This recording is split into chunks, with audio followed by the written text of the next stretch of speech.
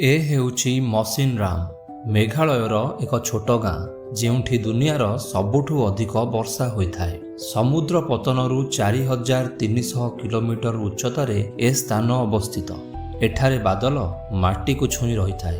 ହଠାତ୍ କେତେବେଳେ ବର୍ଷା ଆରମ୍ଭ ହୋଇଯିବ କେହି ଜାଣିନଥାନ୍ତି। ଏତେ ଅଧିକ ବର୍ଷା ଯୋଗୁଁ ଭାରତର ସବୁଠୁ ସୁନ୍ଦର ଝରଣା ସେଭେନ୍ ସିଷ୍ଟର୍ସ ଏଠାରେ ଦେଖିବାକୁ ମିଳେ।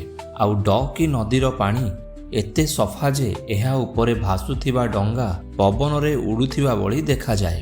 ନଦୀ ପାର ହେବା ଲାଗି ଏ ଲୋକମାନେ ଏକ ଆଶ୍ଚର୍ଯ୍ୟଜନକ ପୋଲ ତିଆରି କରିଛନ୍ତି। ସେମାନେ ଗଛର ଚେରକୁ ବାନ୍ଧି ପୋଲକୁ ଠିଆ କରିଛନ୍ତି। ଗଛ ବଢିବା ସହିତ ପୋଲ ଆହୁରି ଷ୍ଟ୍ରଙ୍ଗ ହେବାକୁ ଲାଗିଛି। ମେଘାଳୟର ଆଉ ଏକ ବିଶେଷତ୍ୱ ହେଉଛି ଏଠିକାର ମହିଳା, ଯେଉଁମାନେ ଅଧିକାଂଶ ଦୋକାନ ଏବଂ ବ୍ୟାପାରର ମାଲିକ। ଗାରୋ ଏବଂ ଖାସି ସମ୍ପ୍ରଦାୟ ଯୋଗୁଁ ଏଠିକାର ଖାଦ୍ୟ ମଧ୍ୟ ନିଆରା। ସତରେ ମେଘାଳୟ ଏକ ସ୍ୱର୍ଗ ଠାରୁ କମ୍ ନୁହେଁ।